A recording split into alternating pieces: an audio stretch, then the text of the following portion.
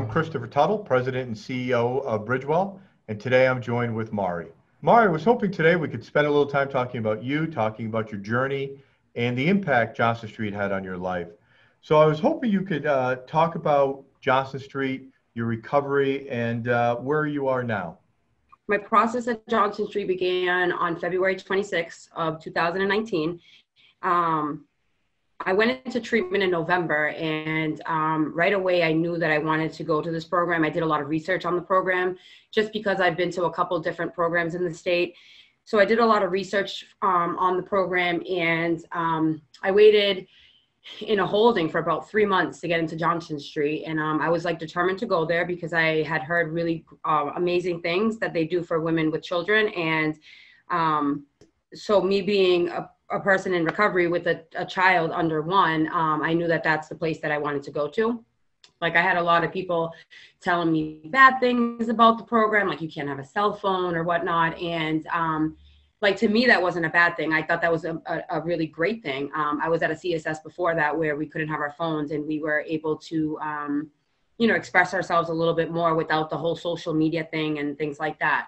So my experience at Johnson Street, like initially when I walked in, I was very scared. Obviously that's just like a natural reaction, but like I knew right when I got in the door that I was going to be honest with myself and another person in the program. And I knew that right off the jump. Like, I had a sit down meeting with Joanna with DCF, and that 2 days after I got there, they told me that they were going to change my goal from reunification to adoption. So just coming into the program, I was already kind of like, I already had a couple setbacks put against me, but I didn't let it define me. I was like, you know what, if it's going to adoption, then we're going to go to court and we're going to fight. And Joanna was so amazing, and she joined me through my process of fighting DCF in court, and them sitting there and really picking me apart as a mom and like trying to break me down. And I would leave the courtroom, and I would, with my head held low, and Joanna would say, get back in there and put your head back up high, and you're a woman of honor and dignity. And like, those words really instilled in me,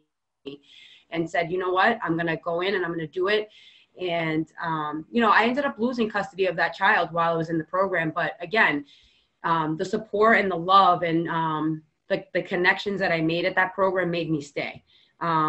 Because, when I first got there, I was like, oh, I'm only doing this for DCF and blah, blah, blah. And then something within the program made me want to do this for myself. About a week later, Johnson Street got a phone call, and, my sister and my father showed up, and I was very confused. And, they brought me upstairs, and they had told me that my sister had passed away. And in the matter of 2 weeks, like, two really devastating things had happened to me. And my initial reaction was to leave. I needed to be there for my family. I lost that child for DCF anyway. Like, what's the point? And, Johnson Street had my back. Like, I had every single staff member on my side, like, just, giving me positive energy and basically making me feel like I was worth it. So I know walking into that program, like, I didn't feel worth it. Like, I didn't feel that I could do this on my own. And walking out of that program on September 12th, I walked out with my head held high, and I had high hopes for myself. And, the biggest impact that the program has made for me was, like, they taught me accountability. For X amount of years of me using, I had no accountability. I blamed everybody else for my actions. I blamed DCF and, the police and people that called the cops on me. And like, just everybody but me was the problem. And so being there and having those one-on-ones, groups, and the therapy sessions that I received while being in the program made me realize that I was the problem. And that I had this problem of like the isms, and I needed to like get down to the root of like what was really making me feel that way. And once I realized that, like, the program became easy to me. And once I let go and let them take over and like kind of guide me, everything became easy. So the overall impact that I had and that I took away from the program was that I'm worth it, and that I can do it. And if I utilized every single thing that those women over at Johnson Street taught me, then I can get through anything. I mean, I got through like some tragic events while being there. And, you know, you had the initial reaction was to leave because, you know, you're on flight mode. You're like, okay, I need to be there. And I knew that they weren't going to let that happen to me. And they believed in me. And when I didn't believe in myself, and they gave me chances, and they're just an amazing group of women. And I cannot be more thankful for them. My parents say the same thing to them, like at my graduation. And, you know, they just taught me how to live life on life's terms. And like that, not everything's not going to always be, you know, roses and unicorns. Life is tough, but we don't have to get high over it.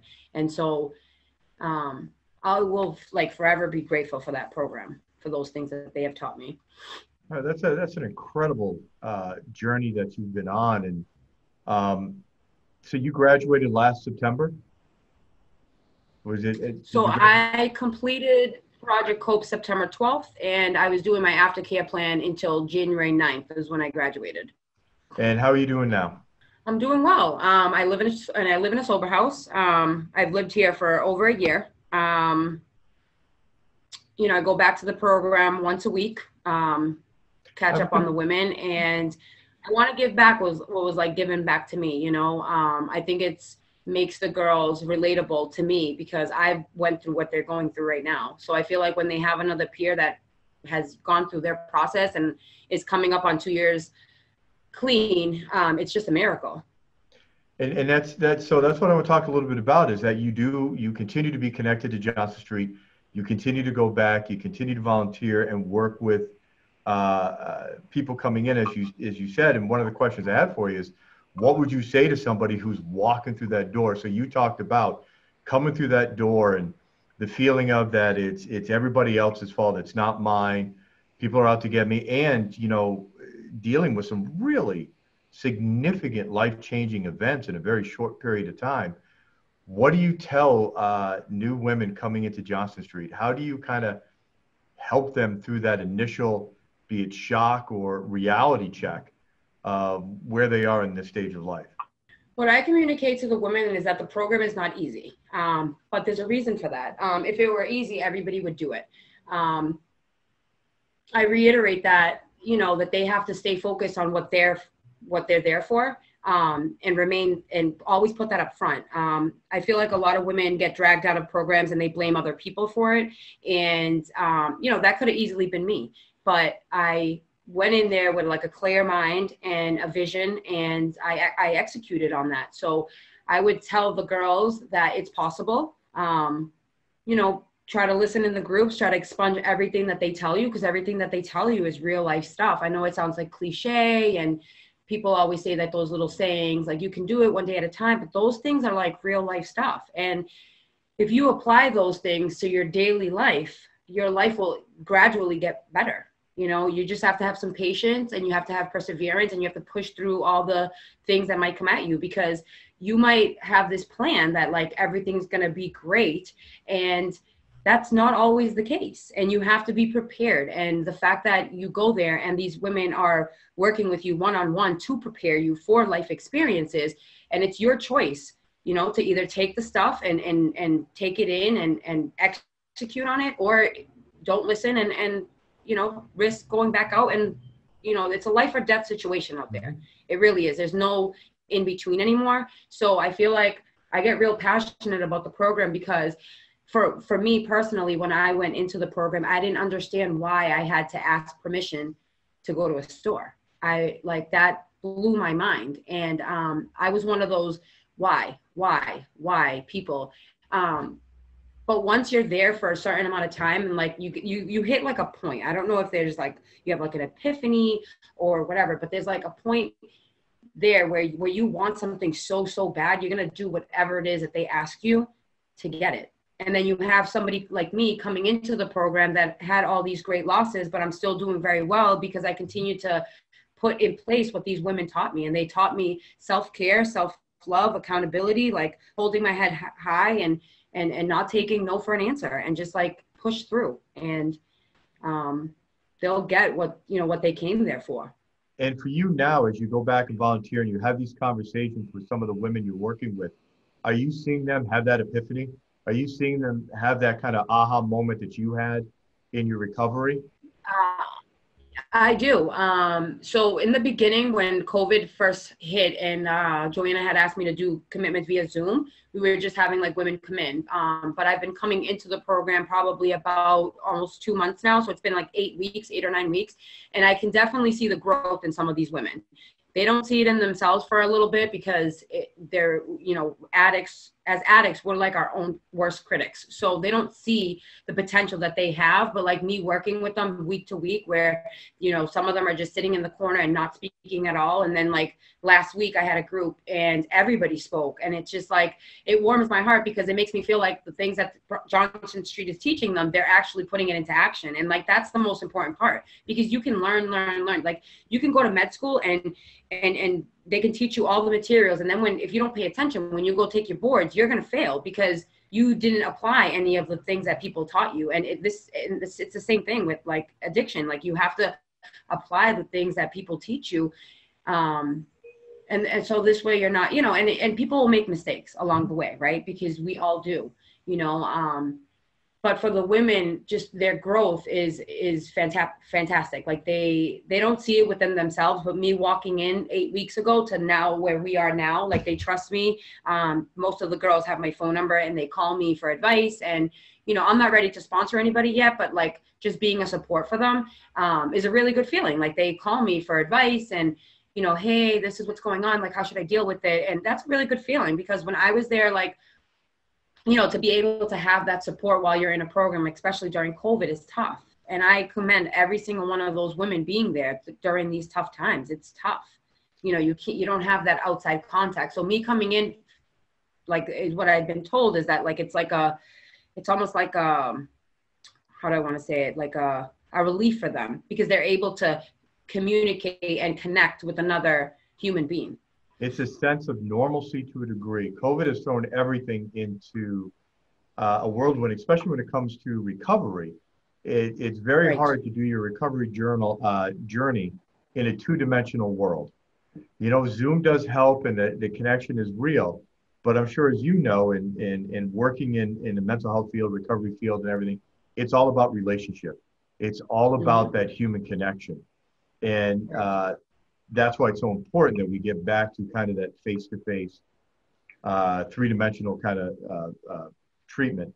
So as we start to wrap up, I was curious on your thoughts about what do you think society needs to know about people going through recovery? What do you think people who, don't understand people are going through recovery or see it, in the newspaper, hear about things? What do you think people need to know about people who are going through recovery? So it's a really good question also, because I struggle with this on a daily basis. My family doesn't know how to deal with addicts either. And my little sister in particular will make comments and and what I try to do is I try to educate them. I think that what I would say to other people is that this wasn't our fault. Like our brains are wired different. And unfortunately, like we just got that part of the brain that got messed up or whatever the case is. But we're humans and we make mistakes, and just like everybody else. And, that they should know that recovery is possible. For a long time, my family didn't understand why I didn't want to get clean. And I didn't understand why I didn't want to get clean. And I put a stigma on people that I seen in the street because that wasn't where I was at. And it took for me to get to that rock bottom to understand where these people are at.